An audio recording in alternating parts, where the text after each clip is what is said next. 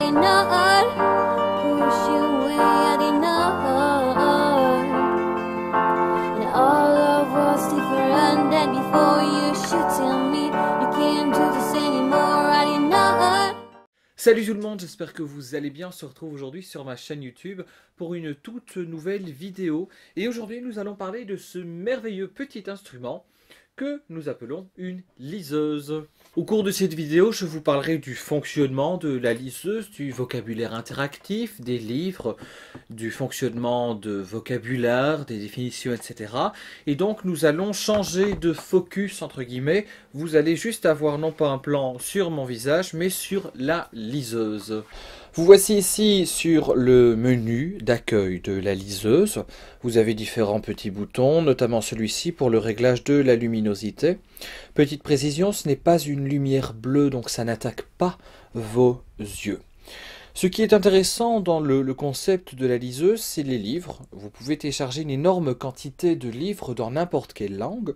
Et il y a une grande facilité avec cette liseuse.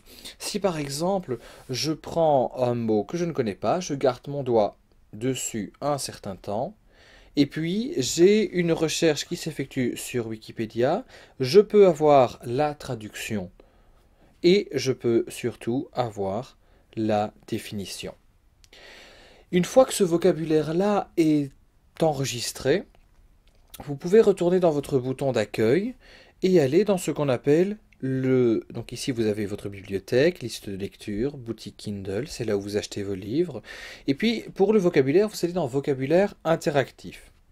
Et ici, vous avez une liste de vocabulaire, celui que vous avez consulté, celui que vous avez touché pour avoir la définition, le contexte et peut-être plus d'explications sur des pages internet.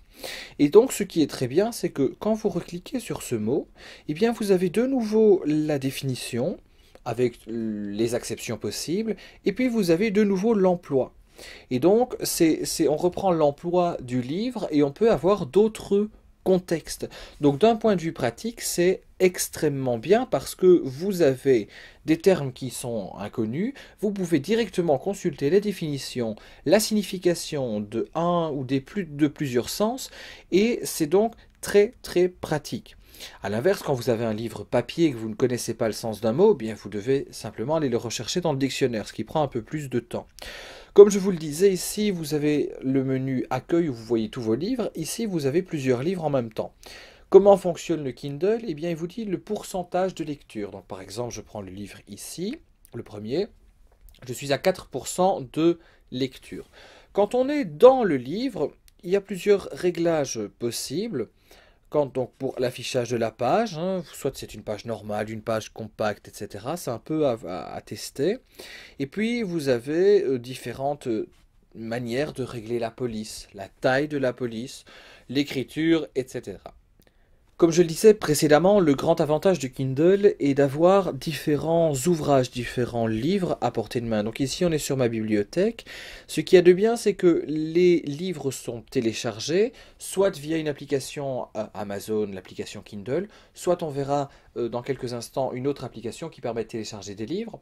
Mais ce qu'il y a de bien, c'est que tous ces livres-là, une fois téléchargés, peuvent être supprimés. Mais ce n'est pas parce qu'ils sont supprimés de l'appareil qu'ils sont supprimés de votre base de données, de votre bibliothèque.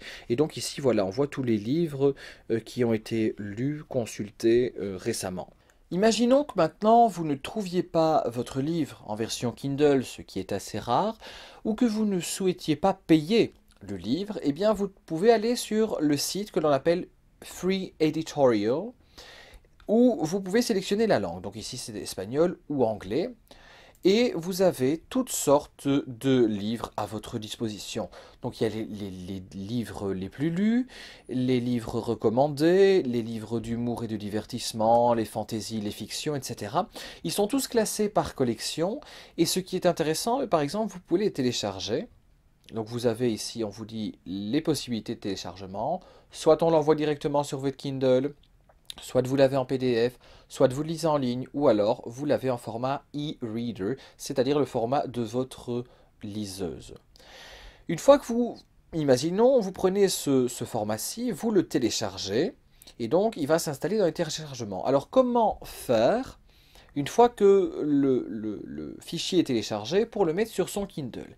Eh bien, vous devez utiliser un convertisseur, une application qui permet le transfert de votre ordinateur à la liseuse. Eh bien, cette application, c'est l'application qu'on appelle Calibre. Vous voyez ici déjà des livres qui ont été envoyés sur le Kindle. Vous cliquez sur un des livres, vous branchez votre Kindle en port USB sur votre ordinateur, et puis vous faites envoyer sur la liseuse.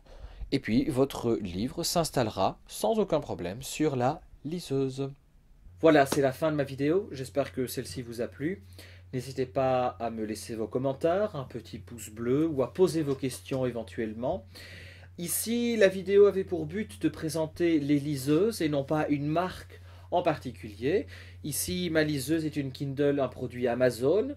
Ce n'est absolument pas un placement de produit. Il existe d'autres liseuses qui fonctionnent extrêmement bien, comme la liseuse Kobo qui est proposée par Fnac, ou encore les liseuses standards proposées par Sony, etc. Donc ce n'est pas en aucun cas un placement de produit.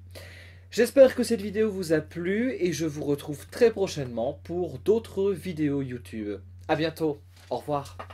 Push you away, I did not.